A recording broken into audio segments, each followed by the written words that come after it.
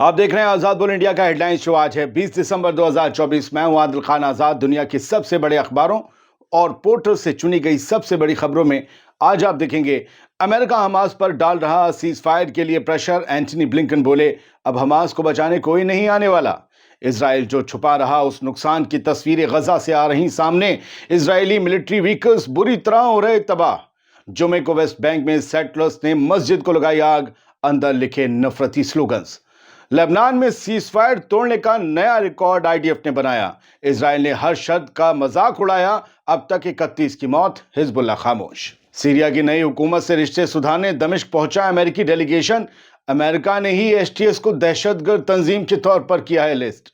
और रूस पर यूक्रेन ने दागी अमेरिकी और ब्रिटिश मिसाइलें, रूस ने भी लिया खूनी इंतकाम। चलिए करते हैं शुरुआत इस शो की। जितनी थी हेडलाइंस उससे ज्यादा हमेशा की तरह होंगी खबरें। सबसे पहली खबर, हमास के ऊपर अमेरिका की तरफ से प्रेशर पड़ रहा है। सेक्रेटरी स्टेट जो है, मतलब Antony Blinken, secretary of state, उन्होंने ये कहा है कि अब कोई कैवलरी बचाने नहीं आने वाली हमास को, और इस बात का एहसास उसे भी है। लिहाजा हमास के पास रास्ता यही है कि वो सीज फायर के लिए राजी हो जाए, और ये करने का सही वक्त भी है, और हमास को इसके लिए राजी होना ही पड़ेगा। एक तरीके से ये आप देखें तो एक मेंटल गेम है, एक साइकोलॉजिकल वॉरफेयर है। हमास से कहा जा रहा है कि तुम्हें बचाने कोई नहीं आने वाला। कौन है? एंटनी ब्लिंकन ने किसकी तरफ इशारा किया? सीधा और साफ साफ कहा गया इस बयान में, ये कहा गया कि अब सब कुछ चेंज हो गया है हमास के लिए। Hamas knows that the cavalry, यानी घुड़सवारों की सेना, कैवलरी इसलिए होता है, यानी यूं समझिए कि मददगार कोई नहीं आने वाला।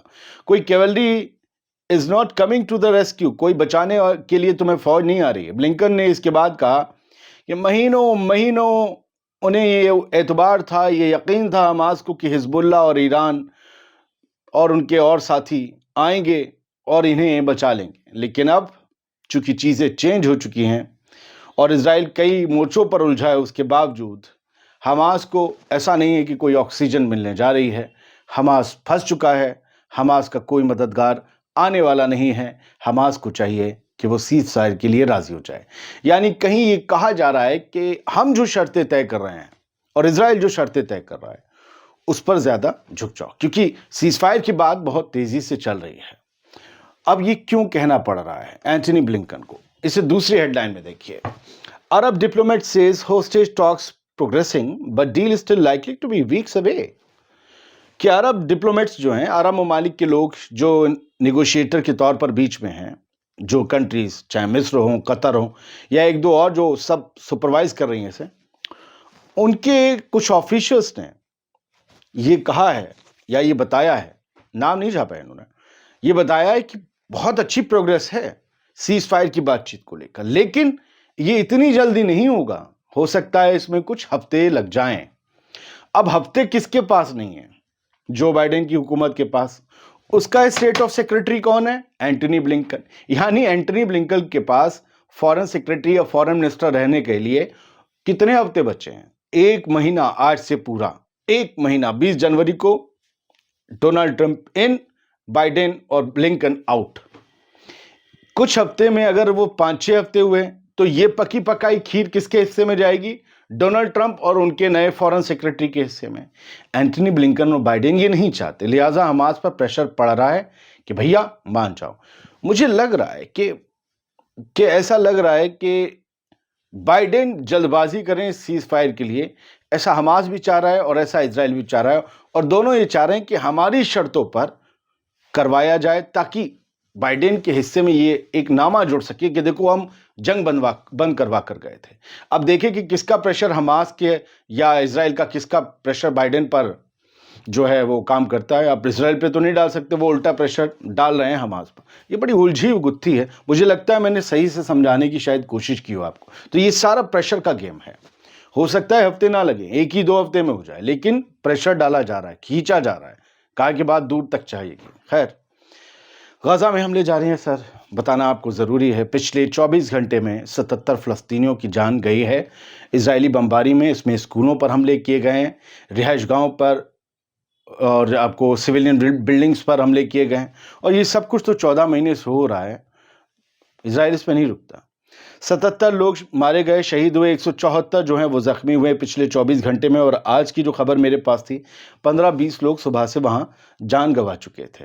एक जो है कल रिपोर्ट भी आई थी, मैंने आपको बताया था कि इजराइल नस्ल कुशी कर रहा है, और ये जो रिपोर्ट आई थी वो डॉक्टर विदाउट बॉर्डर्स की तरफ से आई थी, और without yes doctors without Gaza death trap बताया था उन्होंने, एक रिपोर्ट को शाया करते हुए उसका टाइटल दिया था। कुछ खबरें आपको ठीक भी अच्छी भी दिखाऊंगा, डोंट वरी। ये गाजा का नज़ारा है, फुल फ्रेम देखिए, क्या लगता है? अब छोटा कर देता हूँ, क्या लगता है? जैसे कोई भूतिया फिल्म हो, जैसे एक क़यामत आ गई उसके बाद का नज़ारा दिखाया है, कोई एलियंस आ गए थे उनके बाद का, या कोई शैतानों की फौज आई थी जिसने एक जगह को उजाड़ दिया, और उसके बाद का नज़ारा है। ये अबू अल जायदान एरिया है बेत लाहिया का, जो नॉर्दर्न गजा में आता है। इस तरीके से तबाही मचाई गई है, कोई इमारत कोई घर रहने लायक नहीं। आप 2 दीवारें निकाल दी, फिर कैसे घर खड़ा रहेगा? पूरी इमारत हिल चुकी होगी बुनियाद। ये इजरायली एग्रेशन का नतीजा है। ये तस्वीर कुछ न्यूज़ नेटवर्क ने 20 दिसंबर को शेयर की है। एक तस्वीर और है, नुकसान इजराइल का भी हो रहा है, भले कम हो रहा हो। अब ये वीडियो देखिए, ये इजराइल का आर्मर्ड व्हीकल है। कुछ न्यूज़ नेटवर्क ने इसे शेयर करते हुए लिखा है कि एक ये वीडियो है और ये ऑनलाइन शो किया जा रहा है, शेयर भी किया जा रहा है, और इसमें बताया जा रहा है कि इजराइल के पर्सनल कैरियर्स का ये हाल है। जहां फौजी बैठते हैं वो पूरी सीट दोनों तरफ से जली हुई है, यानी बम हमास का या जो भी था गोला गोली वो यहाँ आकर गिरा, बूम। तो फौजियों का क्या हुआ होगा नहीं पता। आग लग के इनका बहुत साजो सामान बर्बाद। जिस दिन जंग बंद होगी उस दिन पता चलेगा कि इजराइल के कबाड़ खाने में कितना माल पहुंचा है और रफा में या गजा में कितना माल रह गया है। तो ये आपने तस्वीर देख ली है, गजा में इनका भी हो रहा है। आज जुमा रहा, आप सबको मुबारक फिर से। लेकिन वेस्ट बैंक में एक बड़ा घटिया वाक़या पेश आया। वहाँ पर जो ये कट्टरपंथी आतंकवादी उग्रवादी किस्म के सेटलर्स हैं, इन्हें आतंकवादी भी लिस्टेड किया गया है। ये गए एक मस्जिद को आग लगाई और मस्जिद की दीवारों पर, फर्श पर इन्होंने नफ़रत भरे नारे लिख दिए। ये आप देख रहे हैं, ये मस्जिद के फ़ोटो एक एक कर मैं आपको दिखा रहा हूँ।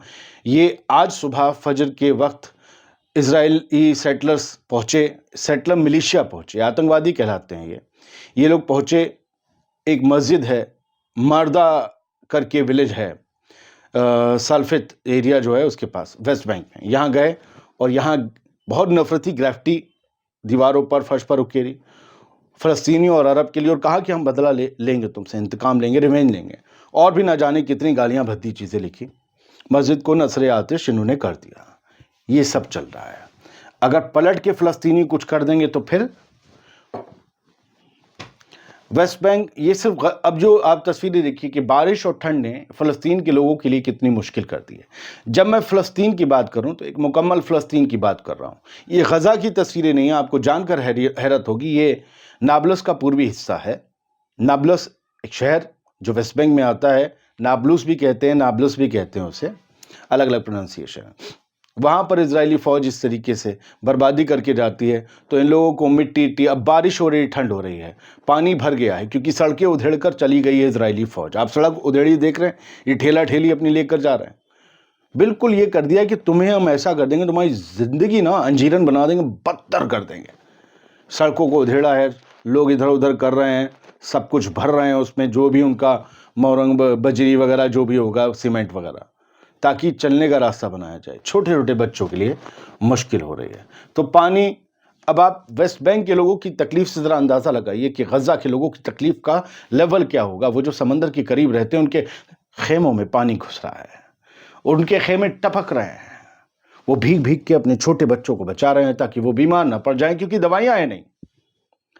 आयरलैंड के साथ अपने सिफारती ताल्लुकात ख़त्म करने का ऐलान किया इजराइल ने परसों नरसों, और ये कहा कि अब हम अपनी एम्बेसी वहाँ नहीं चलाएंगे, डबलिन में, आयरलैंड की राजधानी में। तो आयरलैंड वालों ने कहा अरे यार बहुत बढ़िया, शानदार। आयरलैंड के चीफ जो प्राइम मिनिस्टर, उन्होंने भी ये कहा। अभी ये बताया जा रहा है, दावा किया जा रहा है, ये जो वीडियो चल रहा है और इसमें फ़लस्तीनी झंडे आपको दिख रहे हैं, ये जश्न मनाया जा रहा है इस बात का, चलो भला टली। आयरलैंड में ये कहा गया है, celebration in Ireland on the occasion of the closing of Israeli embassy in the capital Dublin. Dublin में इजराइल की एम्बेसी बंद होने पर یہ جشن منایا گیا آئرلینڈ میں. اس طریقے سے ناچ کا کیا قوم ہے یہ, کیا لوگ ہیں. ظاہر سی بات ہے کرسمس کا سیلیبریشن ہوگا, اس میں فلسطینی جھنڈے ان کے ہاتھ میں, اور یہ فلسطین کے ساتھ اس طریقے سے آئرلینڈ کے عوام دل سے میں نے کہیں اور نہیں دیکھا. میں کئی مرتبہ کتنے ویڈیوز دیکھے, آئرلینڈ کے لوگ پتہ نہیں فلسطین سے اتنی محبت کیوں کرتے ہیں آخر. اسرائیل نے لبنان میں 23ویں دن, جو کل تھا سیز فائر کا 23واں دن, جمعرات 19 دسمبر, ریکارڈ 6 بار سیز فائر وائلیشن کیا. سیز فائر میں جتنے بھی قاعدے قانون نیم یہ لکھے گئے تھے ان سب کی خلاف ورزی کرتے ہوئے کل 6 بار حملہ کیا ہے 6 جگہوں پر لبنان میں اسرائیل نے. اور جب سے سیز فائر ہوا ہے 27 نومبر سے 259 بار اب تک سیز فائر وائلیشن ہو چکا ہے, اور اس وائلیشن میں بہت سے لوگ مارے گئے ہیں لیکن حزب اللہ خاموش ہے. 31 لبنانی سیز فائر کے بعد مار دیے گئے ہیں, 37 زخمی ہوئے ہیں. یہ کون سے قسم کا سیز فائر تھا, میں روز پوچھتا ہوں میری سمجھ کے. 31 لوگ, جنگ چھڑ جاتی ہے. حزب اللہ چپ ہے, لبنان کی حکومت چپ ہے, اور جو یہ مانڈوالی کروانے والے ہیں وہ بھی چپ ہیں. وہ نہیں پوچھ رہے ہیں یہ کون سا سیز فائر ہے, کس قاعدے کے تحت یہ حملے جاری ہیں. اب دیکھیے وقت کا پھر, امریکہ کا جو ٹاپ آفیشلز ہیں اور وہاں کی فارن سیکرٹری کے جو ماتحت آتی ہیں میڈم, ان کی لیڈرشپ میں ایک ڈیلیگیشن امریکہ کا دمشق پہنچ گیا ہے.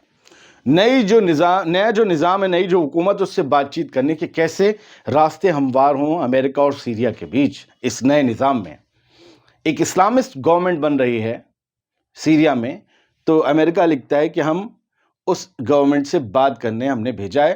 حیات تحریر الشام HTS کی لیڈر جو الجولانی ہیں, ان سے ڈائریکٹ امریکہ کی طرف سے بھیجا گیا ڈیلیگیشن ملے گا.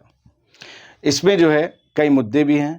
ایسا نہیں ہے کہ صرف آگے کیسے چلنا ہے, بلکہ بشار الاسد کے زمانے میں کچھ امریکی غائب ہوئے تھے سیریا میں. اس میں ایک جرنلسٹ بھی تھا جس کا قصہ بہت مشہور ہے, آسٹن ٹائس, 2012 میں غائب ہوا تھا, 12 سال ہو چکے ہیں. ان کے بارے میں پتہ لگانا ہے امریکہ کو کہ ان کا کیا ہوا, وہ کہاں ہیں, کسی جیل میں ہیں, کہیں مر گئے, ان کی قبر کہاں ہے, یہ پتہ کرنا ہے امریکہ کو. تو ان لوگوں کے بارے میں جو لوگ امریکہ میں کھو گئے, آسٹن ٹائس کے علاوہ بھی, وہ بھی, اور آگے سیریا سے کیسے بات چیت کریں کہ اس پر اب روس کا پھر سے اثر نہ پڑے. لہٰذا امریکہ وہاں ہے, اور امریکہ وہ اس لیے بھی بات کریں گے تاکہ ادھر نارتھ میں ترکی کو کاؤنٹر کر سکیں, کیونکہ ترکی جو ہے وہ لگاتار امریکہ کے جو امریکہ کی مدد سے چلنے والے سنگٹھن ہیں, خاص طور سے کرد, ان پر حملے کر رہا ہے. ان کی دشمنی 40-50 سال پرانی ہے, تو امریکہ کو وہاں بھی کاؤنٹر کرنا ہے. وہ حالانکہ ترکی HTS کے پیچھے ہے, یہ بھی ایک وجہ ہے, لیکن بدلتی رہتی ہیں چیزیں. امریکہ نے مانا ہے, پینٹاگن نے مانا ہے کہ سیریا میں اس کے 2000 فوجی موجود ہیں. کہنے کو یہ تعداد بڑی نہیں ہے, لیکن پہلے یہ بتایا گیا تھا کہ صرف 900 فوجی ہیں. یہ 1100 فوجی ایک دم سے جو بڑھ گئے ہیں, وہ کئی طرح کے سوال اور سوئیاں کھڑی کرتے ہیں. حالانکہ میجر جنرل پیٹ رائڈر جو ہیں, جو پینٹاگن کی طرف سے ایک اسپوکس پرسن کے طور پر آ کر بات چیت بھی کرتے ہیں, جانکاری دیتے ہیں بڑی, انہوں نے یہی کہا ہے کہ داعش سے لڑنے کے لیے ہم نے 1100 ٹروپس اور بھیجے تھے سیریا, اس لیے بڑھ کر یہ 2000 ہو گئے. حالانکہ اس کی جانکاری آج تک نہیں دی گئی تھی. یہ جب نظام بدل گیا, کچھ خطرے پیدا ہونے لگے, تب جانکاری دی گئی. رشیا نے کئی لمبی دوری کی میزائلیں ATACMS کو ڈاؤن کیا ہے, مار گرایا ہے, اور اس میں امریکہ کی ATACMS تھیں اور اسٹارم شیڈو میزائل برٹن کی تھیں, جو یوکرین نے یہ دونوں طرح کی نسلوں کی کئی میزائلیں روس پر داغی تھیں. روس کا یہ دعویٰ ہے ہم نے زیادہ تر کو مار گرایا, 4 اسٹارم شیڈو تھیں ان کو تو مار ہی گرایا, اور ATACMS میں سے زیادہ تر کو انٹرسیپٹ کر لیا.